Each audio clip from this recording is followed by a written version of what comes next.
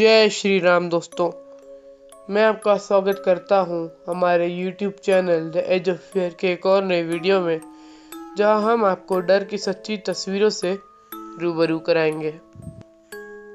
तो आज हम बात करने वाले हैं कुछ ऐसी गलतियों के बारे में जो हमें करने से मना भी की जाए, लेकिन कभी न कभी हम वो गलती ज़रूर कर देते हैं। जैसे कि आपको पता होगा, जो लोग थोड़े बड़े हो गए हैं और शमशान जा के आ चुके हैं, उन्हें ये चीज़ पता होगी कि शमशान या कोई भी ऐसे मृत शरीर को जलाने या दफनाने वाली जगहों पे कुछ कायदे और कानून होते हैं, और इन कायदे और कानून को तोड़ना कितना डेंजरस होता है, आज हम ये चीज़ इस वीडियो में जानेंगे।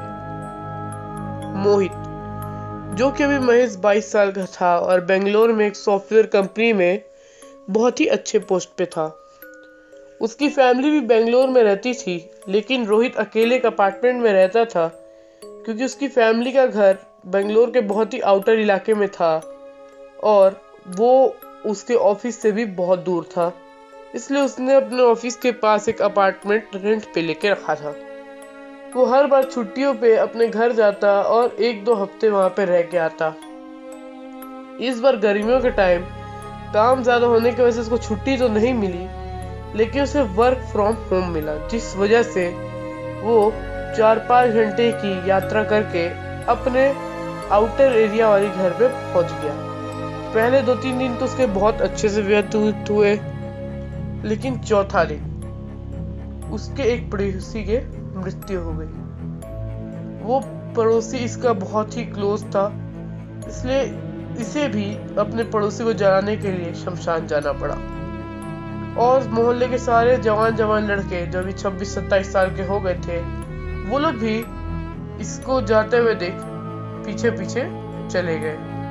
लेकिन जब वो लोग शमशान के बाहर पहुंचे तो एक बूढ़ा व्यक्ति जानता था कि ये लोग पहली बार आ रहे हैं, तो उस बूढ़े व्यक्ति ने उन लोग को वहीं पे रोका और सारे नियम कानून समझा दिए कि आपको शव जलाने के बाद वापस पीछे मुड़ के नहीं देखना है, आपको जाने के लिए चलो या चलते हैं ऐसे शब्दों का इस्तेमाल नहीं करना है, और आपको एकदम मौन भर के खड़ा रहना है, कोई भी हंसी मजाक नहीं करना है। पहले तो मोहित थोड़ा सोचा कि इतने कायदे कानून क्यों, लेकिन फिर मोहित ने इग्नोर करते हुए, क्योंकि मोहित भी थोड़ा इमोशनली हो गया था, क्योंकि वो पड़ोसी को वो बचपन से देखते हुए आ रहा था, इसलिए उसने ये सारी चीजें इग्नोर करके अंदर जाना पहले प्रेफर किया। वो लोग अंदर गए और शव को जलाने पे रख दिया गया। अब जैसे कि कुछ लोगों को पता ही होगा, नहीं पता है तो मैं बता देता हूँ कि एक लाश को जलने में 4 से 5 घंटे का वक्त लगता है, और 4 से 5 घंटे तक सबको वहीं पे रहना रहता है। तो इसी बीच मोहित के घर से कॉल आ जाता है कि बेटा शाम होने वाली है, घर आ जाओ। और यहीं पे रोहित अपनी पहली गलती कर देता है। वो अपने दोस्त को बोला कि चल भाई चलते हैं, मम्मी का कॉल आ गया। और ये उसकी जीवन की सबसे बड़ी गलती होने वाली थी। मोहित ने अपने जिस दोस्त को ये बात बोली थी, उस दोस्त का नाम था राहुल। राहुल ने तो पहले मोहित को घूर के देखा और फिर उसको कान में जाके बोला कि तुम क्या नियम कानून भूल गए हो, तुम कितनी बड़ी गलती कर चुके हो। अब ये सच है कि नहीं ये तो पता नहीं, लेकिन अगर ये सच हुआ तो तुम्हारे साथ जो होगा अब वो हमें भी नहीं पता क्या होगा। लेकिन फिर भी मोहित की बात मानते हुए राहुल मोहित के साथ घर चला गया। अब घर जाते वक्त एक बड़ा अजीब सा इंसिडेंट हुआ। राहुल को नहीं, सिर्फ मोहित को एक काली बिल्ली दिखी, जो एक ब्रिज से डायरेक्ट पानी में कूद गई। और बिल्लियों को अधिकतर ऐसा करते हुए नहीं देखा जाता है, इसलिए मोहित ने राहुल को बड़े एक्साइटमेंट के साथ बताया कि राहुल राहुल देख, वो बिल्ली कितनी आसानी से पानी में कूद गई, लगता है उसको तैरना आता है।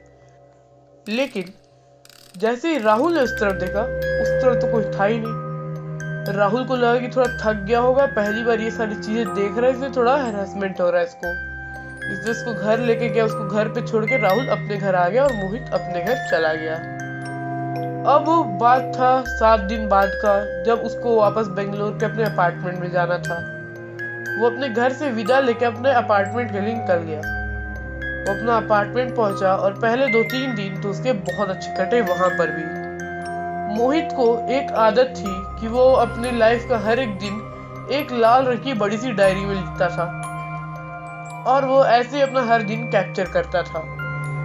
लेकिन मोहित की एक आदत थी, वो हर दिन शाम को अपनी मम्मी को कॉल कर रहा था। लेकिन जब से मोहित अपार्टमेंट गया था, उसके 3 दिन तक तो मोहित ने कॉल किया, लेकिन उसके बाद से 1 हफ्ता होने को आया था और मोहित का कॉल नहीं आया था।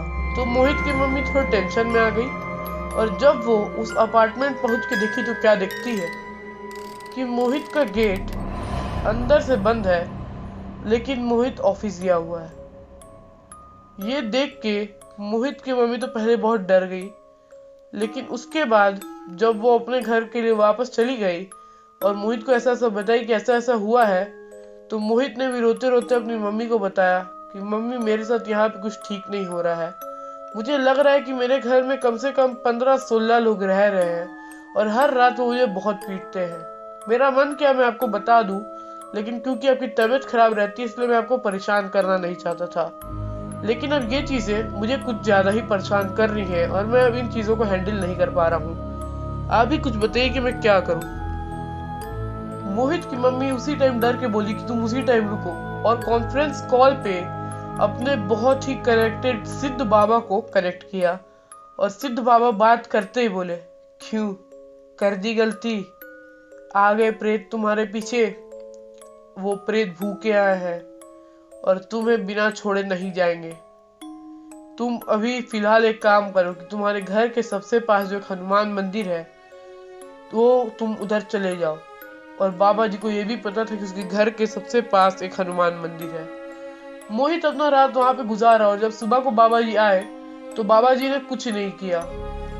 मोहित का 4 बाल, 1 नाखून और 2 बूंद खून लिया, उसको एक छोटे से कंटेनर में कैद किया, उस अपार्टमेंट में छोड़ा और बोला कि अब इस अपार्टमेंट को बंद कर दो, जिसका भी है उससे खरीद लो और उसको यहीं पे रहने दो और अब इस अपार्टमेंट में मत जाना। मैंने उन 15-16 प्रेतों को इस अपार्टमेंट में कैद कर दिया है, लेकिन जिस दिन वे खुले उस दिन तुम्हारी मौत निश्चित है। उसके बाद 2-3 साल तो आराम से बीत गए, लेकिन जिस चीज का डर था वही हुआ। एक दिन बच्चों की बॉल गलती से खिड़की से उसके अपार्टमेंट चली गई तो बच्चे गए गेट खोल के वो बॉल निकाल लाए, ताला वाला सब कुछ तोड़ फोड़ के। उन बच्चों को तो कुछ नहीं हुआ, लेकिन अगले ही दिन पता चला कि मोहित की हार्ट अटैक से मृत्यु हो गई थी। उसके बाद मोहित की मम्मी टूट के रह गई, क्योंकि मोहित अपने माँ बाप का इकलौता बेटा था। मोहित के पिता फाइनेंशियली स्ट्रांग थे, इसलिए उन्हें फाइनेंशियली तो कोई वो नहीं पड़ा, लेकिन मेंटली वो दोनों ही टूट के बिखर चुके थे। अब आखिर में मैं आपसे क्या ही कहना चाहूंगा, ऐसी गलतियों से और ऐसी चीजें से सीखे और अलर्ट रहे। मैं आपको अपनी हर वीडियो में बोलता हूँ कि ऐसी गलतियां ना करें, चाहे एक्साइटमेंट में चाहे क्यूरियोसिटी में, जो आगे चल के आप पे भारी पड़े। अब एंड में मैं आपसे क्या ही कहना चाहूँगा, यदि आपको ये वीडियो और ये कंसेप्ट अच्छा लगा हो तो लाइक करें, सब्सक्राइब करें और बेल आइकन दबाएं, ताकि आपको हमारी हर वीडियो के साथ अपडेटेड रहे। और एक और चीज़ दोस्तों, मैंने अपनी लास्ट वीडियो में बोला था कि नित्यांश की वीडियो संडे को आएगी, लेकिन वह नहीं आ पाई क्योंकि नित्यांश को बहुत ही हैवी फीवर हो गया था। लेकिन मैं आपको ये एक चीज़ वादा करता हूँ कि इस वेडनेसडे को उसकी दोनों वीडियोस आ जाएंगी। धन्यवाद दोस्तों, ख्याल रखें।